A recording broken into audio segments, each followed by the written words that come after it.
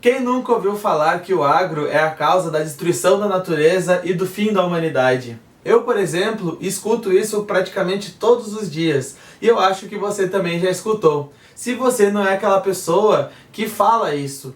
Mas hoje nós vamos discutir um artigo científico que pode mudar um pouco essa sua ideia, ou você pode usar isso para rebater as pessoas que falam esse tipo de coisa. Então bora pro vídeo? Manda a vinheta!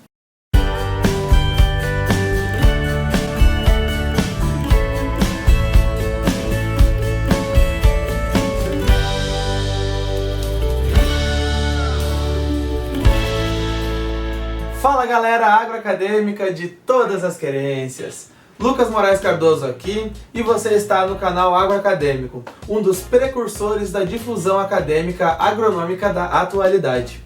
Antes do vídeo começar, eu te peço que desça aí, deixa o like no nosso vídeo, só se a gente merecer, e também se inscreva no nosso canal. Não se esqueça também de ativar o sininho, porque isso é muito importante para que a gente continue fazendo vídeo para vocês e o canal continue a crescer e vocês continuem recebendo o nosso conteúdo. Lembrando também que eu vou deixar aqui embaixo o link do nosso canal no Telegram. Nós temos um canal e um grupo do Telegram. Lembrando que esse é um dos primeiros grupos totalmente gratuitos relacionados à ciência agronômica.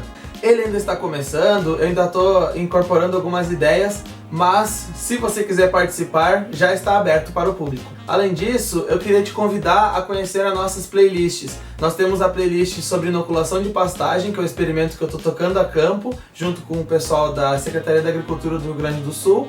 E também tem vídeos sobre o BRS Capiaçu, com algumas curiosidades e toda a ciência por trás dos mitos e verdades que vêm sendo divulgados, como por exemplo produtividades, adaptação a clima, entre outros assuntos. Então estou deixando aqui em cima no card o link para vocês darem uma olhadinha nesses vídeos. Mas vamos pro vídeo então?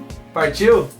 Uma nova espécie de abelha foi descoberta em uma fazenda aqui no Brasil. O nome dessa fazenda é Fazenda Nossa Senhora de Aparecida, localizada no município de Água Fria do Goiás, no estado de Goiás. Ela é uma fazenda modelo aqui no Brasil e um sinônimo de fazenda do futuro para nós brasileiros, inclusive reconhecida no mundo inteiro, com o título de Forward Farming pela Bayer, que é a empresa alemã que fez esse programa desde 2011, e também reconhecida internacionalmente pela Associação Internacional da Soja Responsável.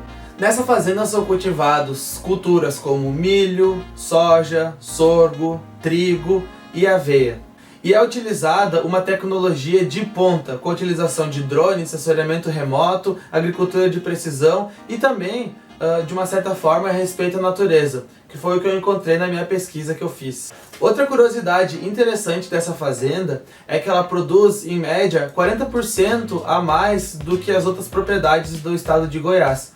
Ou seja, realmente é um exemplo de fazenda a ser seguido. Comprovando também que uma fazenda que tem altas produtividades e alta tecnologia também pode ser amiga do meio ambiente. Essa fazenda pertence à família Fiorese e no entorno dela são realizados diversos experimentos científicos. Um desses experimentos foi o monitoramento do entorno dessa fazenda, em áreas de reserva legal, áreas de proteção ambiental e áreas de proteção permanente, para tentar entender a diversidade de espécies que podem existir, tanto de animais quanto de plantas, já que, teoricamente, a influência dessa lavoura no entorno seria negativa, com deriva de produtos tóxicos e também a uniformização das plantas. Mas isso pode ser muito diferente de acordo com esse artigo que eu li e que é, na minha opinião, muito revolucionário. Para a gente entender melhor essas descobertas, eu fiz uma organização que a gente tem que entender melhor alguns conceitos e algumas curiosidades sobre as abelhas. Existem dois tipos de abelhas, basicamente, um tipo de classificação: as abelhas sociais e as abelhas solitárias. As abelhas sociais, elas são as que a gente mais vê no nosso dia a dia, como por exemplo a Apis mellifera, que é aquela abelha que a gente vê no cotidiano, que tem ferrão, e a abelha melipone, que seria as meliponas também conhecidas, que são as abelhas sem ferrão, que produzem mel e são bastante cultivadas. Mas esse outro grupo de abelhas solitárias, ele engloba uma grande diversidade de abelhas. Um exemplo de abelhas solitárias seriam da tribo Chilacopini, que engloba as chilacopinas, as manuelinas e também as ceratininas. As ceratininas formam o gênero Ceratina. Esse gênero é responsável por uma diversidade enorme de espécies. Em torno de 380 espécies estão dentro desse gênero. O subgênero Ceratina, que seria o mesmo nome que o gênero, o gênero Ceratina, ele é considerado muito cosmopolita, ele está presente em praticamente todas as regiões do globo. Uma curiosidade seria que na Austrália a distribuição desse gênero é limitada e também é rara, mas nas outras regiões do globo, como por exemplo nas Américas, é muito comum encontrar abelhas desse gênero. O gênero Ceratina moori, que foi caracterizado em 1942, ele é muito rico, ele tem em torno de 37 espécies, sendo que dessas 14 são localizadas aqui no Brasil, como por exemplo as abelhas do gênero Ceratina. Essas abelhas desse gênero Ceratina, elas são consideradas como a transição entre os grupos subsociais e sociais de abelhas, ou seja, ela é o meio termo entre o grupo social, que eu falei no início do vídeo, e o solitário, sendo considerado algumas espécies em colônia solitária, subsociais, semissociais e eusociais.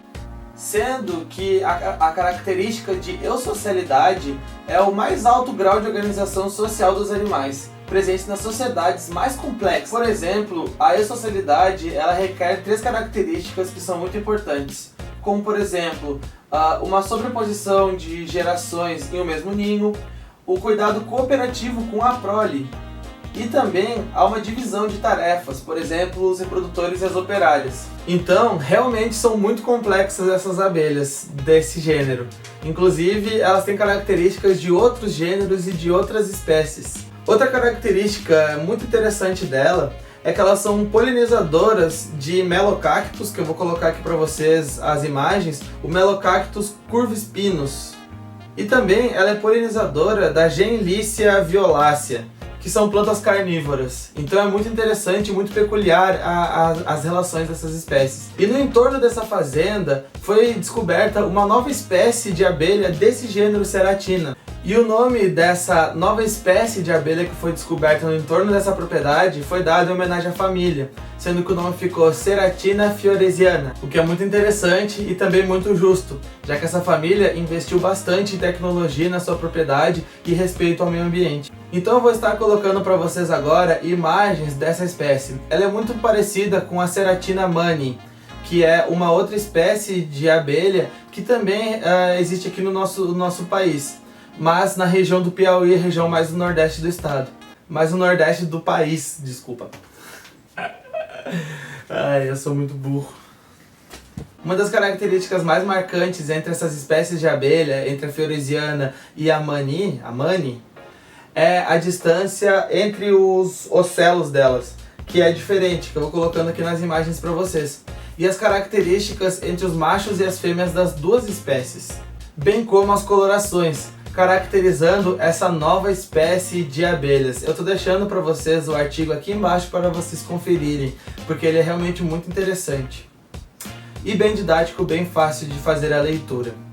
Essa descoberta é muito interessante do ponto de vista natural, já que em uma propriedade com alto nível tecnológico e alto aporte de insumos, por exemplo, ela não necessariamente vai ser maléfica ao meio ambiente, já que quando for utilizado de forma racional esses insumos, a gente consegue ter também uma diversidade de espécies. Essa notícia saiu por bastante sites, inclusive no Globo Rural, no AgroLink, se não me engano, no canal Rural, e é uma notícia bem interessante que eu quis trazer aqui para vocês.